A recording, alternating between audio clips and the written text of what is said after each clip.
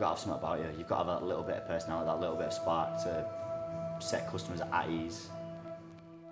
You're actually recognised as soon as you walk in the door. They either say hello, or they give you a smile, something like that, or you can put a napkin down that's to show that as you walk up, you're recognised as a person, and that they contribute their time to you. I'm Andy Wotton. I work for Cuckoo. I'm a brand champion. My name's Eddie. I'm from 1842 Restaurant and Bar. My name's Matthew McGladdery. I'm a bartender at Cuckoo Preston. My name's David Hadley and I'm also a bartender at Cuckoo Preston. I've been bartending for about 2 to 3 years now. I got into bartending when I first started uni as like a filler job. Did a couple of hours like here and there. I've worked here 7 years now. I've been in the industry for about 10 years. Well, I took my first step behind the bar when I was, let's say, 18 years old is the PC answer to that. At my local cricket club, just filling in some part-time shifts there. Started working in wedding venues, so I was a wine and champagne waiter for wedding venues down south. Previously, I worked in a number of other restaurants, Olive Tree Brasserie, Solita Bar and Grill.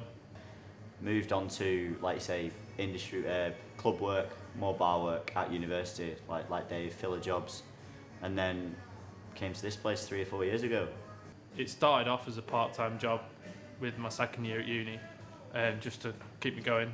But originally I started off as a server, as a runner. But I graduated from a runner to the bartender. Didn't enjoy it for like a week or so, obviously because I didn't know what I was doing. But then I got to grips with it.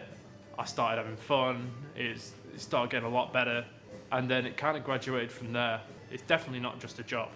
It depends because on your perspective. So a lot of people I work with, they come in, they do their job because they want to get paid, and then they're out. To begin with, it isn't, but then the more you read about alcohol and the more you get involved with it, and then the amount of friends you get from working in the industry, it then just becomes your life completely. I think it used to be when I was younger, so when I was probably around 21, 22, that's when it really became kind of like a lifestyle, like going out every night, chilling with the lads and stuff like that, like after shift. Start off with no, it is literally just doing it for money, to pay some bills, but building on what Dave said, the little family you build together, and then you kind of just live it as a lifestyle. You do late nights, later mornings. So yeah, I think it is. When you're behind the bar, you have a different persona.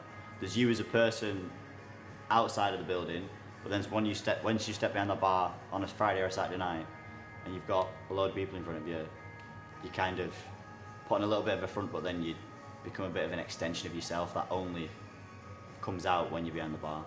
I looked down the bar and I looked at all the different personalities across the bar, and big different personalities. Big personalities, big introverts, big extroverts, big extroverted introverts, like fucking so many different people that I was working with at the time, and I tried to take an aspect of their bartending that I really enjoyed watching or admiring when I was on the other side of the bar. Knowledge is what I'm looking for, because often people don't know what they want, and it's the bartender's job to guide them through that, so that, I like something vodka based, I like something fruity, I like something sweet, and that kind of thing. That's, for me, if you demonstrate that kind of quality, that is a quality bartender. I think it's definitely like an extension of everything you do. It's a bit more exaggerated, so it's your personality but like on steroids, and that's the best part, because you're not yourself. You're some absolute like rock star living out. It's great. Yeah, I think it's the fact of being hospitable. So you literally welcome everyone into the building, everyone into your little bubble, and you make sure that everyone that you're looking after for the night has the best night. And that's what you need to be a good bartender. It's not just about making drinks. There were other people that I'd like look at and be like, wow, they're loved by everyone. They had this kind of like bubble around them of people that were enjoying their time whilst they were just stood at a bar, and like time like became effortless, and they're kind of like the way they moved and everything, and the way they chatted to people, it was just kind of like effortless, and it was just like a really nice flow.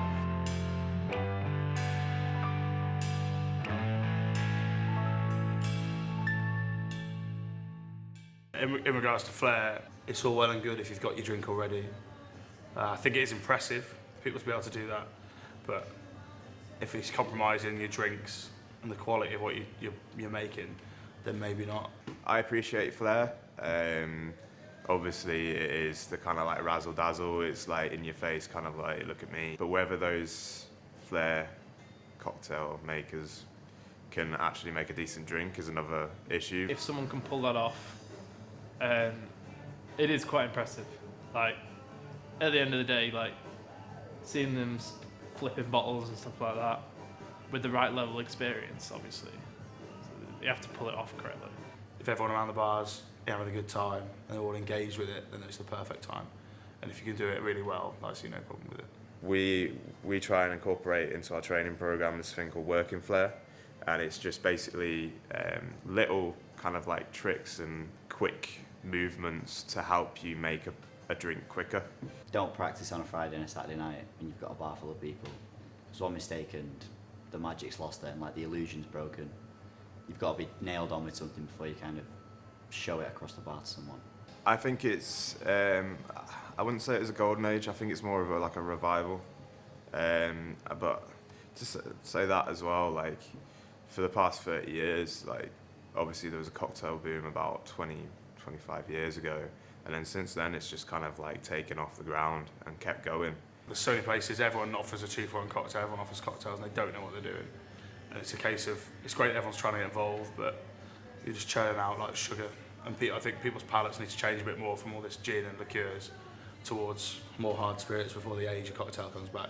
In a way, we're on the golden age of cocktails. A lot of it still remains the same though. So there only seems to be a certain clientele that are interested in cocktails at all.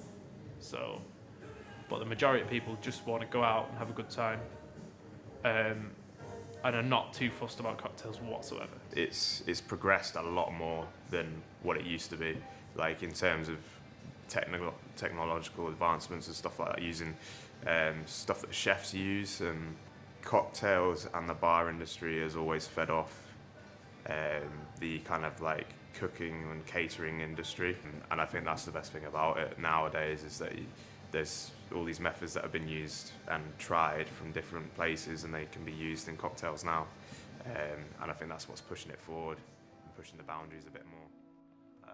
It's all about just attitude. As long as you've got an attitude to learn and soak up everything, and it's not easy. It's not like working in a pub that's you're pouring a couple of pints and it's just got your old lads in.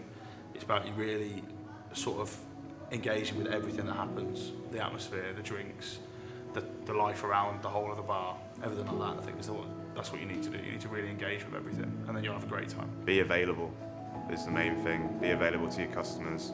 Be available to anyone on the bar that needs you. I'd say just try and talk to as many people as possible and try to be open. At the end of the day, you're not just there to make drinks. You're there to have a bit of fun with people. You're also there to entertain people, and like people don't come to bars to have a bad time. They come to bars to have a good time and let loose and have a chat. Turn up to work like you want to be there, not just for the paycheck. Even if you have a complete lack of experience in cocktails in general, so you're only used to pouring a pint, or I've seen people improve a hell of a lot. From just working pubs to like the next level of cocktail making. Like from Happy Case in particular, like it's seen me progress over a number of years, and I'm comfortable where I am now, but I'm still learning. Just sit down and have a drink with us. If I get to know you, you get to know me. You kind of peel back what you are like deep down. Like being behind a bar is so high stress. You see each other at your worst. So you kind of need to know what you're getting into before you've got 400 people in your venue, you've ran out of everything, you want to kill each other. You need to know at the end of the day, you are going to be able to sit down and have a beer after shift, and it can all be left there. So it is high stress, it is high paced. So if you know who you're working with and you're willing to basically go to battle for your mate next to you, that's kind of what it boils down to for me.